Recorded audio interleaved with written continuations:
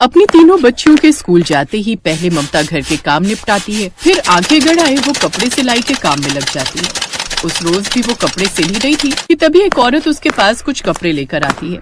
सुनीता, ये मेरे कुछ ब्लाउज है जो मुझे धनतेरस, दिवाली, भाई दूज सब त्योहारों पर पहनने हैं। अब इतनी जल्दी कोई भी टेलर सिलने से मना कर रहा है, क्या तुम इसे सिल दोगी? हाँ मैडम, आप चिंता मत कीजिए, मैं सिल दूंगी। बस तुम्हारी यही आदत तो मुझे अच्छी लगती है, तुम कभी मना नहीं करती। वो ब्लाउज देकर अंजलि वहाँ से चली जाती है।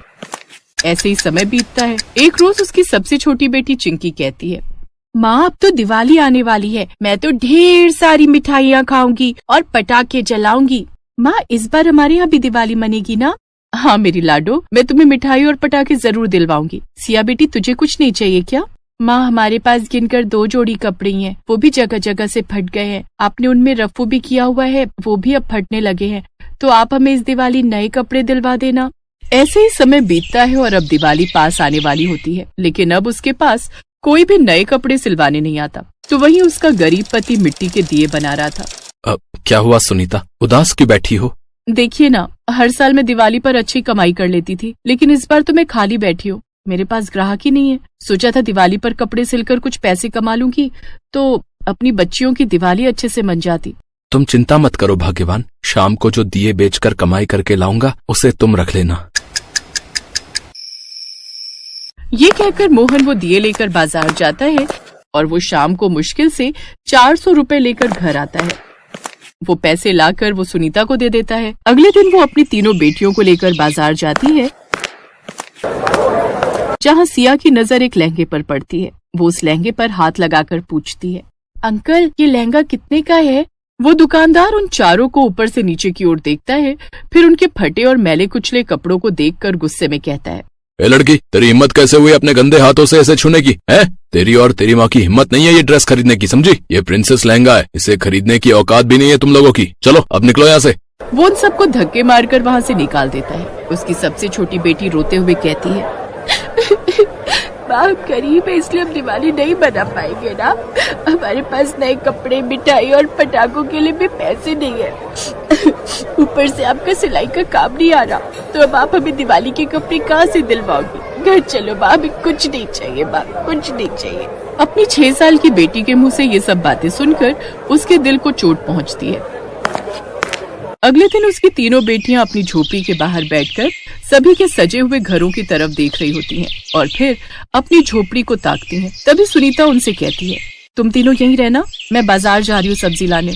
ये कहकर सुनीता बाजार चली जाती है। बाजार में जगह जगह मिठाइयाँ और दिए बिक रहे होते हैं। तभी एक गरीब दुकानदार जमीन पर चादर बिछाए बैठा हुआ था। एक औरत उसके पास जाती है, भैया मुझे ये सनील का कपड़ा दे देना, मुझे अपनी बेटी के लिए लहंगा बनाना है। ये सुनकर सुनीता के दिमाग में विचार आता है, अरे ये विचार मेरे दिमाग में क्यों नहीं आया? मैं खुद भी तो एक दर्जी हूँ, मैं ये थान का कपड़ा लेकर अपनी बच्चियों के लिए दिवाली ड्रेस बना सकती हूँ। वो उस दुकानदार के पास जाती है, सुनिए भैया, मुझे ये गुलाबी, पीला और नीले रंग का थान का कपड़ा दे दीजिए। सुनीता वो लेकर घर आ जाती है और रात को अपनी बेटियों के सो जाने के बाद रात भर जाकर वो सिया के लिए लहंगा सिलती है और भरी हुई आंखों से उस लहंगे को देखकर कहती है, मेरी बच्ची जब इस लहंगे को देखेगी तो कितना खुश होगी। अगली सुबह वो अपनी बड़ी बेटी सिया को लहंगा देते हुए कहती है, ले बेटी ये तेरा लहंगा। वाह माँ, ये तो बहुत ही खूबसूरत है, उस गंदे से शोरूम वाले लहंगे से भी अच्छी। तभी उसकी मछली बेटी रेनू बोलती है, और माँ मेरे लिए तुम सरारा सूट सिलना। माँ तुम मेरे लिए गाउन सिलना, मैं दिवाली पर गाउन पहनूंगी। हाँ मेरी बच्चियों, दिवाली परसों है, मैं तुम दोनों की ड्रेस भी बनाकर तैयार कर लूंगी। सुनीता उस रात भी जागकर पहले शरारा बनाती है, फिर अगले दिन बैठकर अपनी छोटी बेटी के लिए गाउन। बस थोड़ा सा काम रह गया इसके गाउन पर, लेकिन फिर मुझे घर की सजावट भी करनी है। माँ आप चिंता ना करो, हम तीनों है ना, हम तीनों मिलकर अपने घर को सजाएंगी। सुनीता उनके लिए ड्रेस तैयार करती है, तो वहीं वो तीनों गरीबी में रहकर भी हंसते खिलखिलाते अपने घर को सजाने लगती हैं। वो आंगन में लगे फूलों को एक धागे में पिरोकर उसकी लड़ी बनाकर उनसे अपने घर को सजाती हैं। फिर शाम को वो सभी अपनी सुंदर ड्रेस पहनकर तैयार हो जाती हैं और अपने बाबा के बनाए हुए दियों से सारे घर को सजाती है। मेरी तीनों बिटिया कितनी सुंदर लग रही हैं, बिल्कुल परी की तरह। उस दिन मोहन की भी अच्छी कमाई हो जाती है और वो सभी दिए बेचकर खुशी खुशी घर लौटता है, साथ ही कुछ मिठाई और पटाखे भी लाता है। ये हम मिठाई खाएंगे और पटाखे भी जलाएंगे। हाँ हाँ, लेकिन चलो पहले लक्ष्मी माँ का पूजन कर लेते हैं। फिर सभी साथ में मिलकर लक्ष्मी माँ की पूजा करते हैं और खुशी खुशी मिलकर दिवाली मनाते हैं।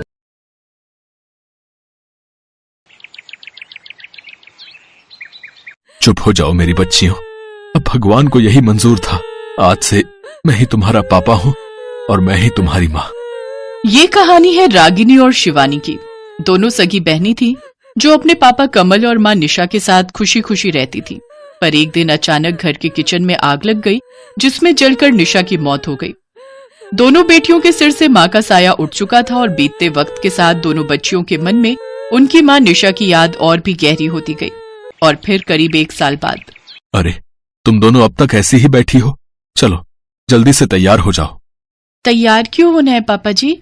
हम कहीं बाहर जा रहे हैं क्या? हाँ, भूल गई क्या? दिवाली आ रही है। तुम दोनों को दिवाली का बहुत इंतजार रहता था ना। चलो तुम दोनों को नए कपड़े दिलवा लाता हूँ। नहीं पापा, हमें कहीं नहीं जाना। क्यों? क्यों नहीं जाना? पापा, हमें माँ के बिना दिवाली नहीं मनानी। नहीं बेटा, ऐसा नहीं कहते। माँ नहीं है तो क्या हुआ, पापा तो है ना। चलो अब जल्दी से तैयार हो जाओ। पर माँ के बिना हम दिवाली कैसे मनाएंगे पापा? मैं जानता हूँ मेरी बच्चियों कि तुम भी निशा को बहुत याद करते हो, पर उसके जाने के बाद भी हमें जिंदगी तो जीनी होगी ना। तो हम जी तो रहे हैं ना पापा। ऐसे देखो, निशा जहां भी होगी वो हमें देख रही होगी और वो भी यही चाहती होगी कि हम दिवाली मनाएं हमेशा की तरह। और उसे कितना दुख पहुंचेगा जब उसे पता चलेगा कि तुम लोग उसकी याद में दिवाली नहीं मना रहे, जबकि तुम दोनों को तो दिवाली कितनी पसंद है। पर पापा, बस अब और कुछ नहीं, जल्दी से तैयार हो जाओ। हम तीनों साथ में चलेंगे और तुम्हें जो ड्रेस अच्छी लगेगी मैं तुम्हें दिलाऊंगा, ठीक है? बाजार में कमल ने पूरी कोशिश की कि उसकी दोनों बेटियां खूब एंजॉय करें। वो चाहता था कि धीरे धीरे ही सही, पर वो दोनों फिर से पहले जैसी हो जाएं। उस दिन शिवानी और रागिनी ने खूब सारी चाट पकौड़ी खाई और अपने लिए सुंदर सुंदर कपड़े भी लिए। फिर शाम को तीनों हंसते खिलखिलाते अपने घर वापस लौटने लगे। कमल के पड़ोसियों को उन्हें हंसता खिलखिलाता देखकर बिल्कुल अच्छा नहीं लगा। देख रही हो सरला, अभी निशा को गए 1 साल ही हुआ है और शॉपिंग भी शुरू हो गई इनकी तो। हाँ देखो तो सही, तीनों कैसे हंसते हंसते आ रहे, जैसे निशा के जाने का कोई दुख ही ना हो।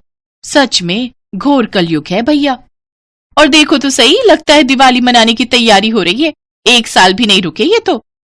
अब शगुन होगा इनके यहाँ, देखना तुम, भगवान ही इन्हें सजा देंगे। कुछ दिन बाद दिवाली आ गई। चुप हो जा शिवानी, रो मत। हाँ रागिनी, भले ही निशा हमें छोड़कर चली गई हो, पर वो हमेशा हमारे साथ है, यहीं कहीं। मम्मी कहाँ है पापा? आओ हम बाहर चलकर अनार जलाते हैं। शिवानी, तुम्हें अनार जलाना पसंद है ना? हाँ जी पापा, मैं अंदर से फुलझड़ी का पैकेट ले आती हूँ। ठीक है, जल्दी आना, वरना मैं और रागिनी सारे अनार जला देंगे। हाँ नहीं, मेरे लिए रुकना, मैं बस अभी आई। रागिनी और कमल गली में अनार जलाने चले गए और तभी एक उड़ता हुआ रॉकेट कमल के घर के दरवाजे पर लगे पर्दे से टकराया, जिससे पर्दे में आग लग गई और देखते ही देखते पूरा कमरा आग की लपटों से घिर गया। आग देखते ही शिवानी अंदर से चिल्लाई, पापा पापा बचाओ, आग आग। शिवानी की चीख सुनकर कमल और रागिनी के होश उड़ गए। कमल जोर से चिल्लाया, तुम घबराओ मत मेरी बच्ची, मैं आ रहा हूँ। जैसे ही कमल कमरे की तरफ भागा, तभी आग में पूरी तरह से जल रहा वो पर्दा कमल की तरफ उड़कर आया, जिसे देखते ही कमल अचानक रुक गया। देखा, मैंने कहा था ना कि कोई अपशगुन जरूर होगा। देखो, पहले निशा गई और अब वो बच्ची आग की चपेट में आ गई।